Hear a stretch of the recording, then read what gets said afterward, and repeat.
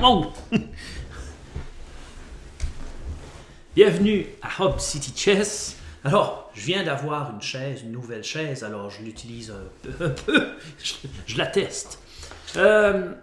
Bon. Là, aujourd'hui, nous allons parler de quelque chose de très intéressant, qui est un concept qui est quand même assez avancé, mais j'ai trouvé ça dans ce livre-ci, 100 Chessmaster Trade Secrets de Andrew Solstice. Très bon livre. Puis ça, des Trade Secrets, c'est comme des schémas qui reviennent souvent dans des parties de maîtres. Alors, parfois les maîtres, ou les bons joueurs, savent quoi faire avec telle ou telle position à cause qu'ils reconnaissent beaucoup ces schémas-là, des idées vraiment, des idées de plans pour, dépendamment des positions dans lesquelles ils se trouvent. Alors, le schéma, l'idée, le trade secret que je veux vous montrer aujourd'hui, ça s'appelle le fou enseveli. Alors, le fou enseveli, c'est, vous savez certainement, souvent dans nos parties, on se retrouve, disons, avec un fou à G5, ici, disons, puis un cavalier à F6. Puis c'est souvent naturel, bien sûr, de poser la question au fou. Comme ici, par exemple, probablement, le coup avant, c'était le fou était à G4. Les blancs posent la question au fou. OK, qu'est-ce que tu fais là? Et souvent, bien sûr, la réponse, c'est soit qui capture le cavalier ou qui recule. Et quand il recule, comme à H5 dans ce cas ici, il risque d'être enseveli. Et ce que ça veut dire, c'est qu'il risque de se faire répondre G4, puis aller à G6, puis là, juste être inutile vraiment longtemps à G6. Donc, parfois, par exemple, en jouant G4, il y a des sacrifices qui peuvent avoir lieu sur G. Comme moi, je me souviens, j'ai joué une partie contre un maître, justement, et j'ai joué G4, mais mon G4 n'était pas vraiment tout à fait bonbon, parce qu'il a sacrifié, bang, il a sacrifié sur G4 son cavalier, je pense. Donc, avant de faire ça, bien sûr, il faut que tu analyses il faut que tu analyses puis que tu vois vraiment que tu peux le faire, G4. Donc, dans cette position ici, par exemple, les blancs viennent de poser justement la question au fou qui était à G4. Ils ont posé la question H3, puis les noirs ont répondu par le fou H5.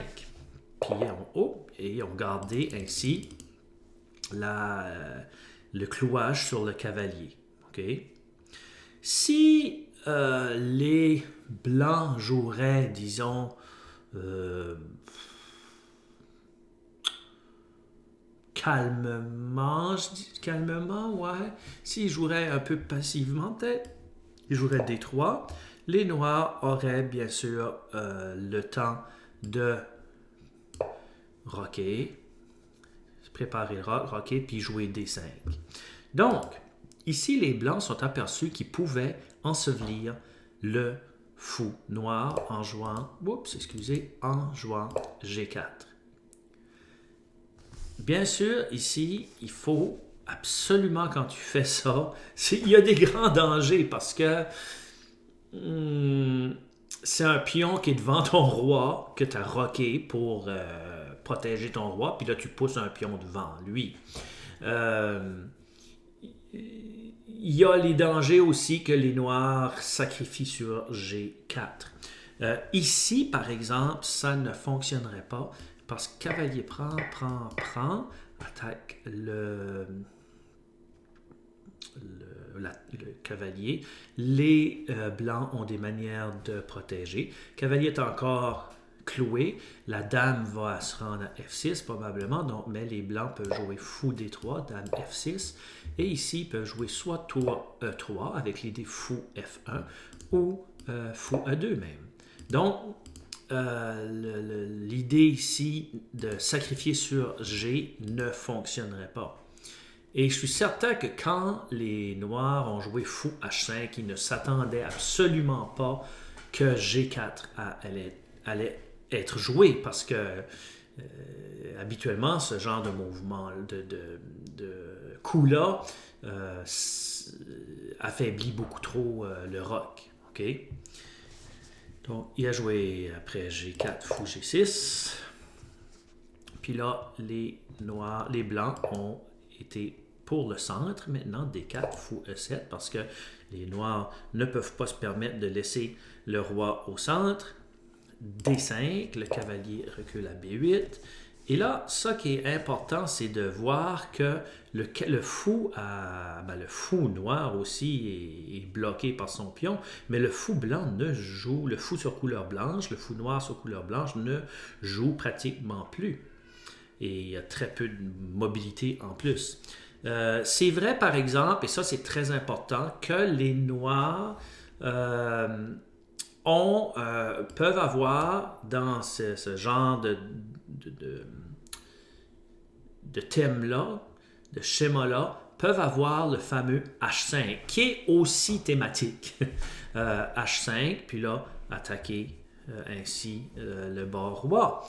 Mais ici, ce qui se passe, c'est que les blancs peuvent empêcher en jouant cavalier H4. Donc, les blancs avaient bien vu ça, puis ils se permettent de protéger aussi le roi.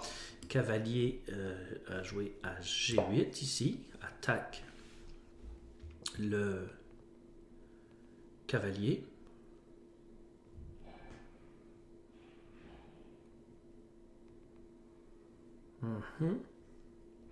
Le cavalier va à G2. Et bien sûr, tu ne veux pas échanger cavalier pour le fou, parce que ça ouvrirait une colonne semi-ouverte pour la tour noire, qui serait vraiment mauvais. Donc, cavalier va à G2. C'est ça. Il joue H5 quand même. Cavalier D2, H capture G, H capture G. Cavalier F6, cavalier E3. Et les blancs veulent bien sûr aller à G2, dame C7, C4 avant, parce que la dame attaquait le pion C3. Cavalier B, D7. Ici, on a l'impression que les noirs veulent faire le grand roc. Roi G2.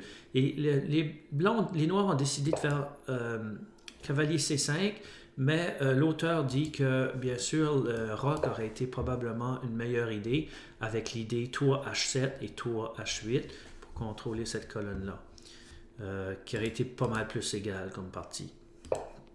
Donc, cavalier C5, F3. Pour protéger le pion E. Ici, les noirs jouent un coup assez étrange, cavalier H7. L'idée était quand même quelque chose de fou G5 et fou F4, puis après cavalier G5. Mais ce qui se passe, c'est que les blancs vont sacrifier un pion, le pion C5 ici, en faisant B4, cavalier D7 et C5. Le pion prend C5. Ça, c'est des idées pour moi très complexes pour moi aussi là. Cavalier va à une belle case. Superbe case, donc ça ne le dérange pas de perdre un pion. La dame se rend... Okay. Superbe case ici. La dame va à D8. D6. Okay, parce que D6 était la menace ici, donc dame D8, D6 quand même joué, fou H4, le C, fou H4, tour H1, C capture B4, cavalier en plein centre à D5. Et ici, pour l'auteur, la partie est pas mal faite. Pour des joueurs comme moi, je sais que les Blancs ont un très bel avantage, à savoir si je pourrais gagner à tout coup, à chaque partie, cette position-là, je suis pas certain. Mais parce que je m'ai déjà vu avec des plus grands avantages que ça, ils perdent. Mais quand même, l'idée, c'est vraiment de démontrer, le fait que le fou, une fois à G6, et une fois que c'est consolidé avec F3 aussi, puis ça, ne joue plus. Il est enseveli. Il est enseveli par des pions, disons, et la manière que l'adversaire a joué. Je me demande, par exemple, il y a un coup ici que je me demande sérieusement pourquoi ça n'aurait pas été joué. C'est ce coup ici. Il joue cavalier G8, mais...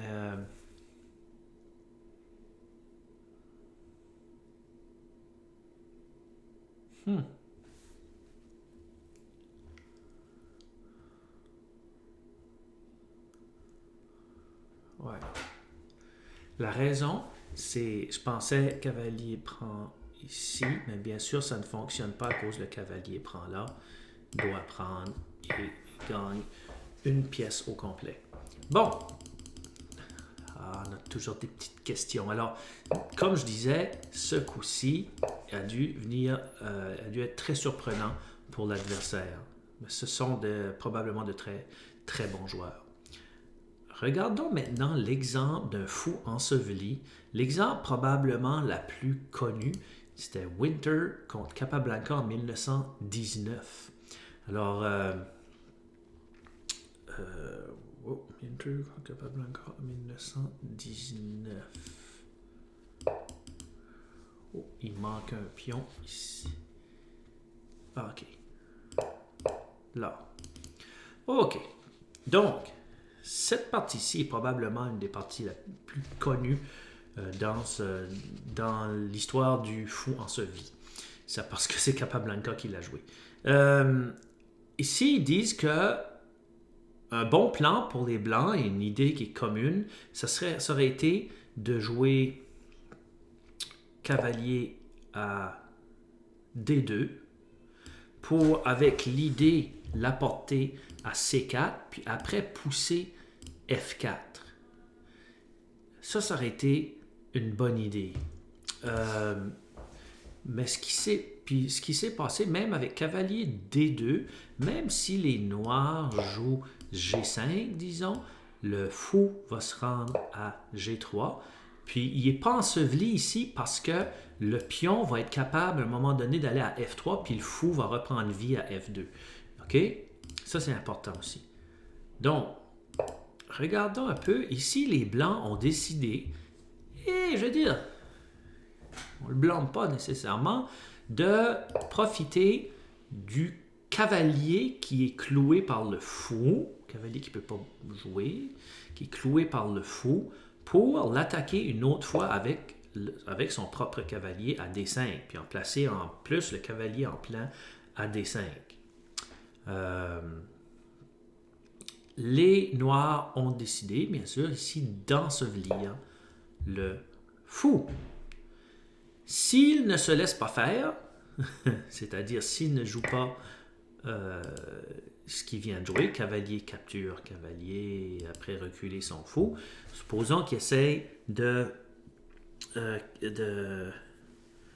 capturer le pion ici. Le problème ici, c'est que, le problème, c'est que les noirs ont ce coup ici qui empêche ça.